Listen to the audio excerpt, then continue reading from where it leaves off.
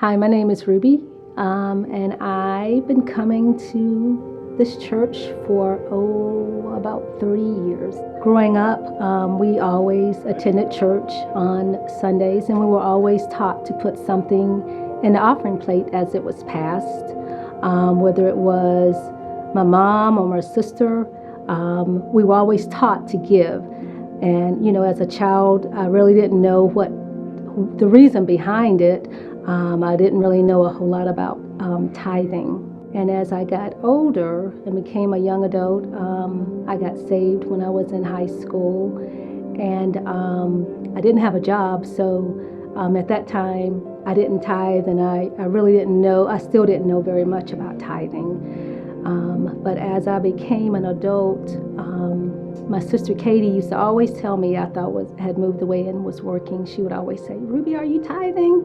Now I would always give her some type of excuse because I was like, yeah, no, I'm not tithing. But I didn't really fully understand, what tithing was and why we should tithe as Christians. And so I'd have to be honest and say that really I didn't really gain a full understanding about tithing until I started coming to this church. And I was, in my 30s. I was taught, the verses in Malachi that we always hear. You're probably like, oh, he's preaching about Malachi one more time.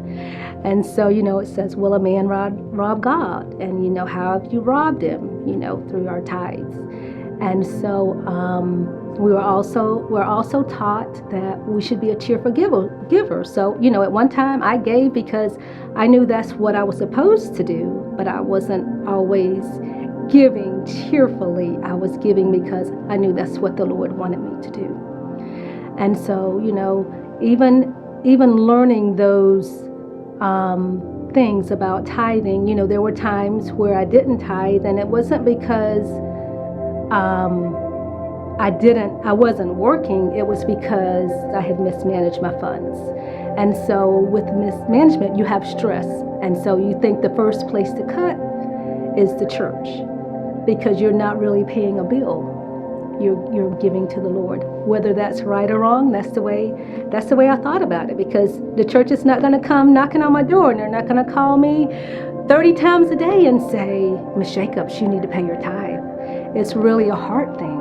And so with that, I felt like, your heart has got to be in the right place. And when it's in the right place, you're going to give like you're supposed to give. And then I've been doing it faithfully for a while now. And it makes all the difference in the world, because you're not feeling stressed, or you're not feeling, oh, I should have tithed. I know I should have tithed that money. Now it's gone. What happened to it? And so, the Bible teaches us we're supposed to give out of our first fruits. And if you give out of your first fruits, you're set, and you're not worried about whether or not I can tithe on the next paycheck. Now I got to double up. Tithing to me has brought many blessings. The Bible teaches us that He will bless us, and then if He also states in Malachi that we're cursed, we can be cursed with a curse, and that's not for us to be fearful, but that's to let us know we need to follow the commands of the Lord. One passage or message that Pastor Raven preached, I think I have it in my Bible. It's from 2016, and he gave some steps. He always gives steps when he gives his messages, and they always kind of like have the same titles. They always say if it's a T and a C, every one of them is going to have a T and a C. So from Malachi 7 through 12, he talked about the call, and he was saying that they had gone away from the ordinances of the Lord, that they weren't giving to the Lord what they were supposed to give.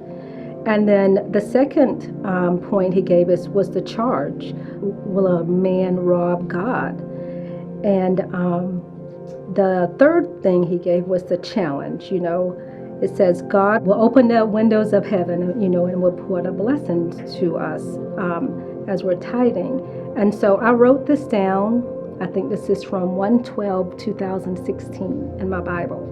And so it's a reminder that for me, that tithing is important. And I've been blessed in many ways, not just financially, but from the people in this church and my friends and family. And it's just been amazed that, sometimes when you need something, you're like, where's the money coming from?